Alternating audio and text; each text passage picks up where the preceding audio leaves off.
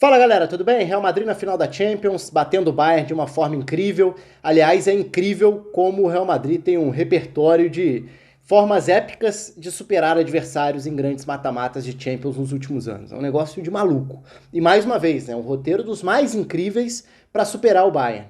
E é muito interessante porque assim, é um jogo que tem muita coisa para ser dita, né? Tem muita coisa para ser avaliada, para ser falada, para ser lembrada, porque a gente pode falar de aspectos técnicos, de aspectos táticos, de destaques de um lado, de destaques do outro, da montanha-russa de emoções e de atuações, porque era um jogo das atuações épicas e de repente vira o jogo do herói improvável que aparece do nada para fazer 2 gols e virar o herói da noite, para virar uma noite histórica para um jogador que não faz parte desse mundo das grandes estrelas, né? E que nessa temporada chegou para ser uma alternativa útil dentro do elenco e vira o herói de um Real Madrid e Bayern numa semifinal de Champions. O Rossello é o grande personagem no fim das contas. Mas essa reviravolta épica, ela acaba também ofuscando o que já vinha acontecendo antes.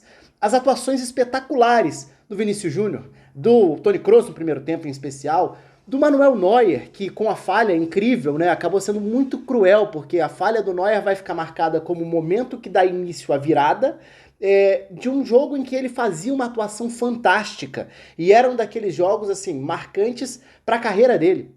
Então tanta coisa aconteceu nesse jogo. Eu não sei nem muito bem por onde começar. Acho que eu vou começar pelo lado mais das memórias e da grandeza desse confronto e de como esse jogo teve muita cara do Real Madrid, sendo o Real Madrid que vencendo nos últimos anos. E por isso veio essa frase na minha cabeça no final da partida, de que o Real Madrid foi mais Real Madrid que o mais Real Madrid dos adversários, né? Porque o Bayern de Munique, ele carrega esse confronto é gigante, isso foi muito falado nas últimas semanas sobre como o Real Madrid e Bayern possivelmente é o maior confronto da Champions, historicamente falando. Né? Claro que tem vários grandes confrontos, eu tô falando sobre a grandeza de dois dos maiores clubes do planeta se respeitando e se enfrentando em muitas ocasiões importantes em Champions. E isso é muito interessante, porque assim, é evidente que o Real Madrid é o maior clube da história da Champions, é o clube que acumula títulos aos montes, especialmente se a gente olha para esse recorte dessa última década, a concentração de títulos que o Real Madrid passou a ter. Nem sempre foi assim, né? É claro que o Real Madrid já começa ganhando 5 Champions seguidas lá na segunda metade dos anos 50, mas a questão não é nem essa, a questão é como o Real Madrid consegue, nesses últimos anos, se transformar naquele clube que de algum jeito vai chegar lá, de algum jeito vai ganhar, de algum jeito vai superar o seu adversário quando a situação parecer perdida. Só que o Real Madrid tem também no seu histórico alguns traumas, como todo clube tem. E talvez o clube que mais represente esse respeito ao Real Madrid seja o Bayern. O Real Madrid respeita demais o Bayern. Talvez um outro aí por eliminações recentes nesse século seja a Juventus, também, que é aquele time que o Real Madrid sabe que, de alguma forma, esse time não vai estar morto. Esse time pode te eliminar, como eliminou algumas vezes nessas últimas décadas. Mas o Bayern tem essa questão além de um maior número de títulos europeus, né, e de ser um clube hegemônico dentro do seu cenário nacional, então assim, são clubes que se respeitam muito. E o Real Madrid, se a gente pegar só o recorte deste século, a gente vai lembrar aí de 2001, de 2007, de 2012, eliminações traumáticas de certa forma para o Bayern. Cada uma com seu estilo. Em 2001 a eliminatória do Elber brilhando, com o Elber fazendo o gol da vitória, inclusive no Santiago Bernabéu, mas o Bayern depois se classificando em casa, vencendo os 2 jogos. Aí você tem em 2007, para mim a mais marcante, porque é muito essa sensação, a sensação que o Real Madrid hoje passa, de que saiu um gol, por exemplo, saiu um empate do Real Madrid contra o Bayern nesse jogo da volta, a sensação foi, acabou, vai dar Real Madrid. Porque dá Real Madrid nessas situações. Em 2007 eu lembro de uma sensação muito parecida. O Real Madrid vencia por 3-1 o jogo da ida. Era oitavas de final, então nem era uma fase tão avançada assim. Mas o Real Madrid vencia por 3-1 o jogo da ida no Santiago Bernabéu. O Van Bommel faz um gol aos 43 do segundo tempo e o jogo termina 3-2 para o Real Madrid em casa. Mas a sensação naquele dia foi o gol da classificação do Bayern. Acabou. E assim, o Bayern realmente se classifica. O Bayern tinha perdido o jogo da ida, mas o respeito é tão grande nesse tipo de confronto que às vezes traz esse impacto psicológico de um time que vem passando essa sensação de superar adversários e adversidades com tanta frequência, que às vezes um gol nesse contexto muda tudo psicologicamente. Eu me lembro muito bem desse gol do Van Bommel aos 43 do segundo tempo no jogo de ida das oitavas de 2007, como o gol que definiu o confronto. E na verdade era o gol que diminuía o placar no final do jogo da ida. E aí na volta ainda tem um gol do Roy Mackay. No primeiro minuto, nos primeiros segundos de jogo, o Roy Mackay faz 1-0. Aí foi mais ainda essa sensação de já era, acabou. E de fato o Bayern venceria aquele jogo por 2-1 na época, se classificando pelos gols fora, né, que era o critério de classificação nessa época. E em 2012 também é marcante porque é o confronto em que o Bayern passa para ir à final e depois perde para o Chelsea a decisão, mas era um ano em que muita gente esperava um Real Madrid e Barcelona na decisão, o Chelsea elimina o Barcelona, o Bayern elimina o Real Madrid, e o Bayern elimina o Real Madrid, que tinha passado anos parando nas oitavas, né, o que é sempre importante lembrar, né, essa sensação do Real Madrid que ganha todo ano, ela é uma sensação de 10 anos para cá, porque o Real Madrid da segunda metade dos anos 2000 não passava das oitavas da Champions. E quando começa a passar, né, acaba tendo eliminações primeiro pro Barcelona, depois pro Bayern, e essa pro Bayern em 2012, que foi ali o início dessa era Cristiano Ronaldo, Kaká, né, da segunda era de Galácticos do Real Madrid, foi uma eliminatória que teve nos pênaltis Cristiano Ronaldo, Kaká e Sérgio Ramos perdendo as suas cobranças e o Bayern se classificando para aquela final. Então assim, eu tô lembrando aqui ocasiões em que o Bayern superou o Real Madrid só para lembrar como o Real Madrid tem traumas e tem respeito a esse Bayern. Tudo isso pra gente entrar no jogo de 2024, e é claro, só citei as classificações do Bayern, mas o Real Madrid também se classificou em outras, e algumas muito marcantes também. Mas aqui, propositalmente, eu tô olhando pro outro lado, porque tinha tudo pra ser mais um jogo pra essa lista. Por quê? Porque o Real Madrid joga bem, porque o Real Madrid supera o Bayern, o Real Madrid era melhor no jogo, o Real Madrid produz muito. Aliás, a gente precisa entrar aqui em atuações individuais de melhores do mundo. O que o Vinícius Júnior estava jogando, e o que o Vinícius Júnior jogou, né? No fim das contas, acaba um pouco ofuscado pelo Rossello como herói do final, mas o Vinícius Júnior fez uma das grandes atuações individuais da carreira dele, num grande palco em Champions, e olha que ele vem somando isso a cada temporada. Ele é um cara que se destaca a cada jogo. E muita gente, às vezes, olha...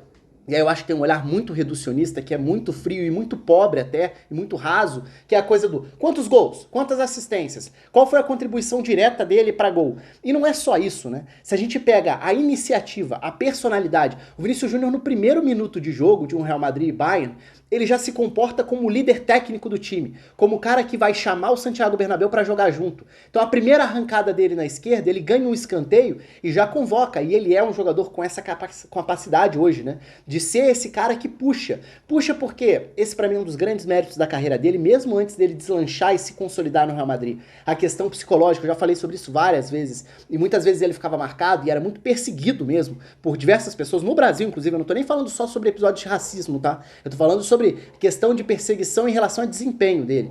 E para mim uma das grandes virtudes dele sempre foi o tentei, não deu certo, vou tentar de novo e mais uma vez e mais uma e vou continuar tentando o que eu sei fazer, que é o drible, é partir para cima.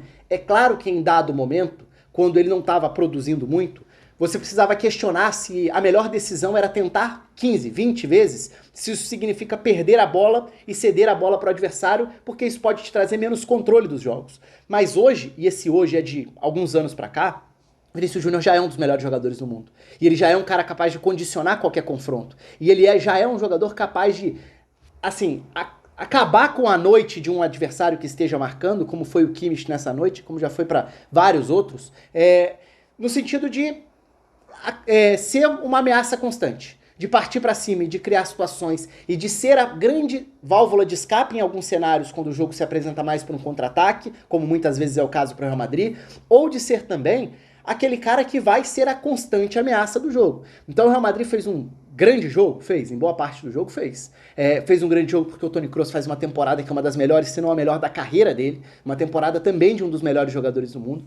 Mas dessa vez, o contexto era um pouco diferente, né? A gente se acostumou a classificações, a vitórias épicas do Real Madrid, muitas vezes sendo o time que sobrevive para ganhar. E o sobreviver para ganhar, muitas vezes, é o Courtois salvando nessa temporada o Looney, e é o time se sustentando lá atrás, às vezes contra adversários superiores, como o Manchester City nesses últimos 3 anos, e o Real Madrid passou 2 vezes e na outra foi eliminado, mas sempre em confrontos com essa sensação de que o melhor time coletivamente que mais condiciona é o City, mas você não pode menosprezar o que o Real Madrid é capaz de fazer quando tem a bola. Então, assim, O Real Madrid dessa vez contra o Bayern foi um Real Madrid que teve no Vinícius Júnior essa figura capaz de gerar jogo, gerar ameaça, arrancar, incomodar o tempo inteiro.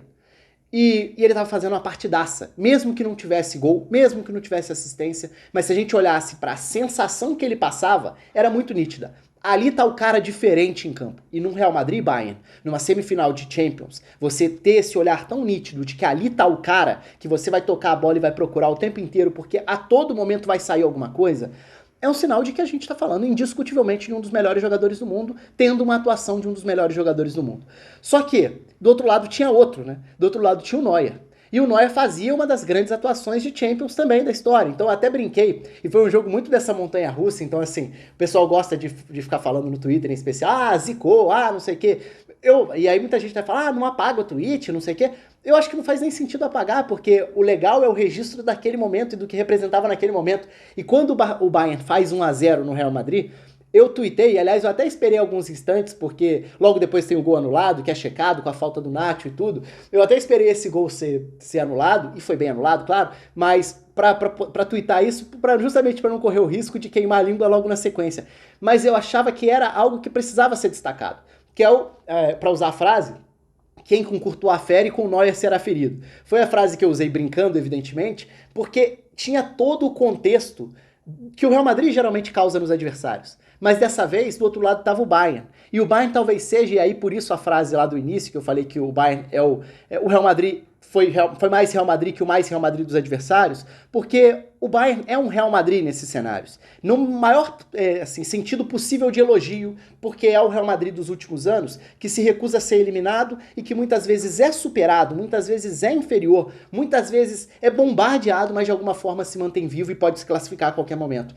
E o golaço do Alphonso Davies é isso, né? O golaço do Alphonso Davies é exatamente isso. Porque naquele momento a sensação era, se fosse qualquer outro adversário, muito provavelmente já estaria batido. O Real Madrid já tinha produzido para fazer um 2-0 e provavelmente definiu o confronto. Só que não só a bola não entrou, por causa do Neuer, fazendo grandíssimas defesas desde o primeiro tempo, também no segundo, mas também porque do outro lado tem muita qualidade, tem muita capacidade e tem muito essa imagem de um time que também sabe ser superado para se manter vivo em vários cenários. Por isso essa sensação de que o Bayern é um Real Madrid também.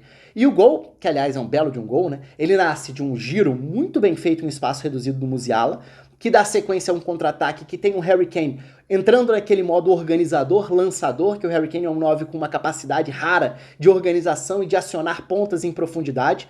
A perda do Gnabry no primeiro tempo representava para o Bayern perder o seu ponta mais goleador, porque embora o Sané faça uma temporada melhor, o Sané é mais da condução de bola, de uma arrancada mais longa de superar adversários, e o Gnabry é um cara que pode ser mais lançado no espaço vazio para entrar em diagonal e finalizar. Então esse ponta goleador num cenário como esse faz muita diferença. E o Gnabry teve a grande chance do início do jogo, justamente numa tabela, recebendo nas costas da defesa e saindo, batendo cruzado, acabou não sendo nenhum cruzamento e nenhum chute, né? Então o Gnabry desperdiçou uma chance clara nesse sentido lá no início do jogo antes de sair lesionado. Mas perder essa peça era um baque pro Bayern. Entra o Alphonso Davies para jogar numa segunda linha, o que não é nenhuma novidade, né? O Alphonso Davies, se a gente lembrar, nos tempos de Major League Soccer, e na própria seleção do Canadá, se a gente voltar agora na Copa de 2022, mas no Vancouver Whitecaps ele era o ponta, o meia muitas vezes do lado invertido para poder arrancar, partir, puxar para dentro, finalizar. Dessa vez ele entra como meia pela esquerda, o que não foi novidade alguma dentro desse cenário, até porque a temporada dele é instável e por isso também uma certa resistência em tê-lo como lateral, especialmente porque o Mazraoui jogou muito bem contra o Arsenal na fase anterior. Então tudo isso é compreensível. Agora, o Bayern tinha perdido uma arma importante ofensiva, mas o gol é um golaço. E o gol tem exatamente o Musiala superando adversários nesse giro com espaço reduzido. É um jogador de um domínio orientado, nesse primeiro toque dele na bola, a forma como a bola cola no pé dele e ele supera adversários num espaço mínimo é muito especial. O Musiala é um jogador muito diferente, embora tenha aparecido pouco dentro do segundo jogo desse confronto. Mas o gol também nasce de uma jogada que passa muito por ele. E o Harry Kane, que no primeiro tempo tinha errado muito, tinha tido muita dificuldade para dar sequência a esses ataques, a esses contra-ataques, acabou gerando esse lançamento para o Alphonso Davies. Então, nessa altura do jogo, a sensação era essa. Tá ali o Bayern sendo o Real Madrid contra o Real Madrid. O roteiro estava perfeito, assim, estava escrito para ser esse o resumo do jogo. E aí, depois de todos esses grandes destaques individuais, Vinícius, Neuer, o gol, o Bayern sendo o Real Madrid na casa do Real Madrid, Aí vem o Real Madrid conseguindo responder e mostrando que não tem ninguém mais Real Madrid do que o próprio. E aí vem o Rossello, já no momento de abafa, já no momento que precisaria ser bola para a área, precisaria ser o que desse para ser. E aí é importante pontuar, né? O Real Madrid consegue 2 gols com o Rossello de uma forma dramática, épica, espetacular, ainda mais sendo ele o grande personagem. E aí, assim, é inevitável, uma lembrança é inevitável, né? Já que é um vídeo de muitas lembranças aqui. A falha do Neuer na hora foi, assim, imediatamente a lembrança da falha do Oliver Kahn na final da Copa de 2002. Porque foi tão cruel quanto. É claro que você pode falar, dadas as devidas proporções. Claro, uma Copa do Mundo acontece de 4 em 4 anos, é um evento marcante que acontece e às vezes é único na carreira de um jogador. A Champions, especialmente para clubes como Real Madrid e Bayern, é uma Champions, é um torneio que você vai jogar todo ano, embora seja o principal torneio de clubes do planeta, você tem todo ano e tudo, então marca menos, né? Você tem mais oportunidades de superar traumas, de escrever histórias. A Copa do Mundo, às vezes você disputa uma e você dá azar de 4 anos depois, não tá bem fisicamente, sofreu uma lesão, você pode nunca mais voltar a disputar uma Copa. Então, guardadas as devidas proporções, o Oliver Kahn na Copa de 2002 fez uma Copa espetacular, né? Ele salvou a Alemanha e foi um dos principais, se não o principal fator para explicar aquela Alemanha, que não era um super time, chegar na final da Copa. O Kahn fez um torneio maravilhoso e é muito cruel quando ele é lembrado apenas pela falha na final. Mas é a verdade, é a realidade, ele falhou. Então o título do Brasil naquela final passa pela falha do Oliver Kahn. Mas o torneio do Oliver Kahn foi fabuloso. Vale o mesmo raciocínio para um universo um pouco menor, que é o Neuer nesse jogo. A partida do Neuer era fantástica. A partida do Neuer era espetacular. E a falha acaba colocando tudo isso por água abaixo. Então, em vez de virar o jogo épico de um dos maiores goleiros da história, virou o jogo de uma falha decisiva de um dos maiores goleiros da história. Por isso essa comparação, por isso essa lembrança é inevitável. E muito cruel pro Neuer, né? Porque o Neuer nos últimos anos sofrendo com lesões e tal, ele até deixou de estar tão em evidência, justamente por essa falta de uma continuidade um pouco maior. Mas é um goleiro de uma idade já avançada e que segue em altíssimo nível, e o jogo dele foi uma demonstração disso. Só que a falha naquele momento e contra o Real Madrid, ela acaba sendo imperdoável no sentido de que o adversário não perdoa. E o Rossello estava ali, e aproveita a primeira chance e faz outro gol logo na sequência, e o Real Madrid se classifica da forma mais incrível possível por conta dessa montanha-russa, porque dessa vez não foi o Real Madrid que jogou mal, estava sendo superado e achou um gol no fim e passou. Não, foi o Real Madrid que jogou bem, o Real Madrid jogou muito bem, e estava sendo superado no placar por conta de um contra-ataque de um Bayern que, é bom lembrar também, teve outro contra-ataque antes de tomar o gol de empate, né? Tem um contra-ataque claríssimo, o Thomas Müller faz um passe ruim na hora de puxar o contra-ataque. E poderia ser um 2-0 pro Bayern, poderia ser o gol para matar o confronto. De novo, aquelas margens mínimas. Esses confrontos são muito no detalhe. E justamente por serem confrontos muito no detalhe, eles se mantêm abertos, vivos, para os minutos finais. E aí, nesses minutos finais, o Real Madrid, nos últimos anos, tem sido o dono da competição. E o Rossello me fez lembrar na hora de um outro episódio. Gols improváveis, no caso até com uma outra semelhança que eu também tuitei na hora. Um outro camisa 14, que não passava nenhuma segurança vestindo a camisa do Real Madrid na época, e que fez um gol decisivo que foi importante. Acabou não sendo um gol de título, um gol de caminhada para título, porque o Real Madrid não seria campeão naquele ano. Tô falando da temporada 2014-2015, quartas de final, Real Madrid e Atlético de Madrid. O Real Madrid faz um gol num confronto duríssimo contra o Atlético de Madrid. Tinha sido a final do ano anterior, é bom lembrar. Em 2014 o Real Madrid vence a Champions batendo o Atlético. Em 2015 eles voltam a se enfrentar nas quartas de final e o Real Madrid vence e se classifica com um gol aos 43 minutos do segundo tempo do jogo da volta. Um gol do Chicharito. O Chicharito muita gente nem lembra que passou pelo Real Madrid, porque de fato a passagem dele foi muito apagada. Mas esse episódio foi um episódio que marcou o Chicharito na história do Real Madrid.